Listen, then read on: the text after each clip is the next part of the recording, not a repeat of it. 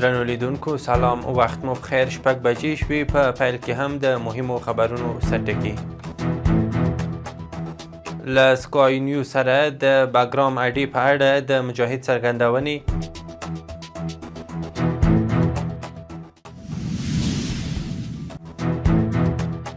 د بهرنیو چارو له وزیر سره د ترکمنستان د بهرنیو چارو د وزیر ټلیفوني خبرې.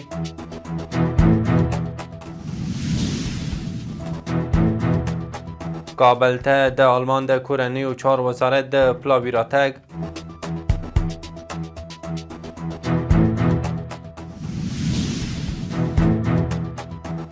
او د هند په یوه روغتون کې اورلګېدنه.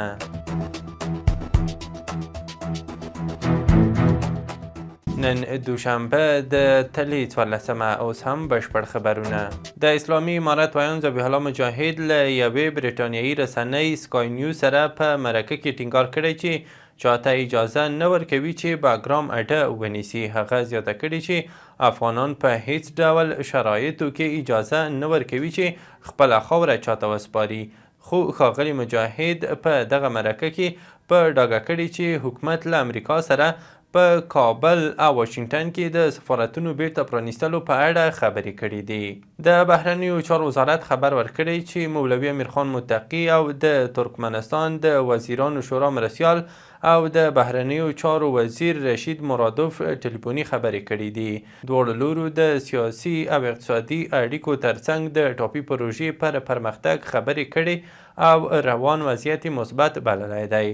دغه راز یې په نږدې راتلونکي کې په بېلابېلو برخو کې د عملي همکاریو د پراختیا ژمنه هم کړې ده. د آلمان د کورنیو چارو وزارت یو پلاوی کابل ته راغلی ترڅو د افغان حکومت له چارواکو سره د مجرمو افغان پناه غوښتونکو د اخراج په اړه خبرې وکړي. آلماني رسنیو راپور ورکړی چې دغه پلاوی د کورنیو چارو وزارت له مرستیال محمد نبی عمري سره له آلمان څخه افغانستان ته د مجرمو افغان پناه غوښتونکو د لیږد په اړه کتلي دي. انقره کې د اسلامي امارت سفیر شیخ ثنی الله فرهمند د ترکیې د بهرنیو چارو وزارت د جنوبي آسیا د چارو رئیس جهاد اورګنای سره وکتل. ترکیه کې د افغانستان سفارت وایي په دې کتنه کې د افغانستان او ترکیې ترمنځ د دوه اړخیزو فرهنګي، سیاسي، اقتصادي او سوداګریزو اړیکو په تړاو خبرې شوې دي. د طبعي پیښو پر وړاندې د مبارزې او چمتووالي ادارې رئیس نورالدین ترابي له دوو همکارو موسسو سره د همکارۍ دوه هوکړلیکونه لاسلیک کړي دي. یادې ادارې د یوې خبرپاڼې په خپرولو سره ویلي چې له یادو هوکړلیکونو څخه یې یو 17 میلیون افغانۍ او دوهم 240,000 ډالر ارزښت لري. د خبرپاڼې له مخې دغه پیسې به د سمنګان، بلخ، سرپل، فاریاب، بغلان، کندوز، تخار او بدخشان ولایتونو د نږدې 2000 کورنیو د بېلابېلو اړتیاوو د پوره کولو لپاره ولګول شي. د خوست ولایت چارواکي وایي چې له خصوصي روغتیایي مرکزونو او درملتونونو د وروستیو څارنو او ارزونو په پایله کې په دغه ښار کې 2 کتنځایونه او د طبي وسایلو یو پلورنځی تړل شوی دی. د خوست د ولایت مقام د معلوماتو له مخې یو له دغو کتنځایونو د فعالیت قانوني جواز نه درلود، بل یې غیر مجازي نسخې کارولې او د پښتورګو د درملنې اړوند د تجهیزاتو یو پلورنځی بیا له مسلکي کسانو پرته د لوړو بیو له امله تړل شوی دی. د ملګرو ملتونو پراختیایي پروګرام یا UNDP خبر ورکړی چې 9 افغان کرنیزو شرکتونو د دغه بنسټ او د اروپایي ټولنې په ملاتړ د ACRP موسسې له لارې په نوي ډیلي کې د هند د نړیوالو خوراکي توکو 2025 کال نندارتون کې ګډون کړی دی. د ملګرو ملتونو د پراختیایي پروګرام په خبره په دغه نندارتون کې میوې، د افغانستان درمل او ځینې نور محصولات نندارې ته وړاندې شوي دي. د صنعت او سوداګرۍ وزارت په خپره کړې خبرپاڼه کې ویلي چې د ترکیې سفیر په کابل کې د دغه هیواد له وزیر نورالدین عزیزي سره په کتنه کې هغه ته د اقتصادي همکاریو سازمان د وزیرانو 15مه غونډه کې د ګډون بلنه ورکړې. په خبرپاڼه کې راغلي چې دغه ناسته به د ترکیې په کوربهتوب د روان کال د نومبر له 24 تر 26 نیټې ترسره شي. مالیې وزارت ویلي چې په تیرو 3 میاشتو کې د هیواد له بېلابېلو ګمرکونو 424 ټانکره بې کیفیته نفتي توکي بیرته ګرځول شوي دي. د یاد وزارت د معلوماتو له مخې له مسترد شویو توکو څخه 399 ټانکره ډیزل او 23 ټانکره پټرول د نیمروز له بندره او 4 ټانکره پټرول د حیرتان او شینخان بندرونو له لارې بیرته ګرځول شوي دي.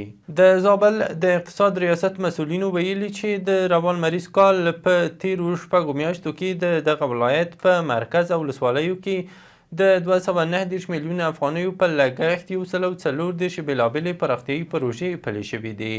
د یاد ولایت د اقتصاد رئیس عزت الله حاجي امیر ویلي چې یادې پروژې د کورنیو او نړیوالو موسسو په مالي ملاتړ د 219 میلیونه افغانیو په لګښت تطبیق شوي دي.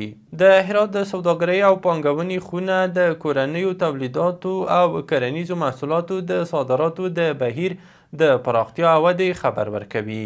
د دغه خونې مسؤلین وایي چې یوازې د روان کال د لومړیو 5 میاشتو په جریان کې 25886 ټنه بېلابېل تولیدات او کرنیز محصولات چې ارزښت یې نږدې 450 میلیونه ډالر د آسیایي او اروپایي هیوادونو ته صادر شوي دي.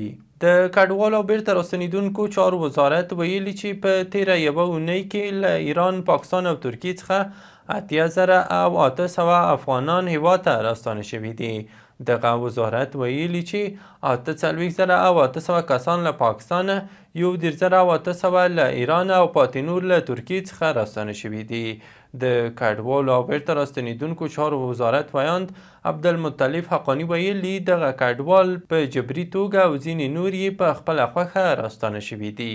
د ایران د تایباد او تربت جام ترمنځ لویه لار کې د یوې ترافیکي پیښې له امله 3 تنه افغان مسافر مړه او 8 تنه نور ټپیان شوي دي. ایراني رسنیو ویلي دغه افغانانو په ایران کې د اوسېدو قانوني اسناد نه لرل او له پولیسو څخه د تېښتې په حال کې وو. د راپور له مخې مړه او ټپیان روغتون ته وړل شوي. د راپورونو له مخې مړه او ټپیان روغتون ته وړل شوي دي. د تایباد روغتیایي مسؤلینو ویلي چې 3 افغان مسافر د سختو ټپونو له امله ځای پر ځای مړه شوي دي. د هند په جیپور ښار کې د یوه روغتون دننه د اورلګېدنې له امله 6 تنه ناروغان مړه شوي او 15 نور ټپیان دي. هندي چارواکو ویلي چې دغه پیښه د یوې برېښنایي سرکټ د شارټۍ له امله رامنځته شوې ده. الجزیرې ټلویزیون راپور ورکړی چې ټاکل شوي اسرائیل او حماس د ډونالډ ټرمپ د طرحې له مخې د غزې جګړې د پای ته رسولو د احتمالي هوکړې په موخه غیر مستقیمې خبرې اترې په مصر کې پیل کړي. د راپورونو له مخې د حماس غورځنګ پلاوی مصر ته رسېدلی او نن به له اسرائیل سره د اوربند له غزې د اسرائیلي ځواکونو د وتلو او د بندیانو د خوشي کولو په تړاو خبرې پیل کړي. وروستی خبر همدا چې لسګونه سره کسانو تېره ورځ یکشنبه د تلې 14مه د هالند په پلازمینه امستردام کې د غزې د جګړې پر خلاف لاریون وکړ او د دې هیواد له حکومت څخه یې وغوښتل چې د اسرائیلو پر وړاندې سخت دریځ غوره کړي. رویټرز خبري آژانس د راپور له مخې په دغه لاریون کې شاوخوا 250,000 کسانو ګډون کړی و او لاریون کوونکو د خپلواک فلسطین، شرم پر اسرائیل او موږ به تر هغې خپلواک نشو څو چې فلسطین خپلواک نشي شعارونه ورکولو سره فلسطینیانو سره خپل ملاتړ څرګند کړ. درنو لیدونکو له ملتیا مو مننه. وروستي خبرونه مو هم دومره وو.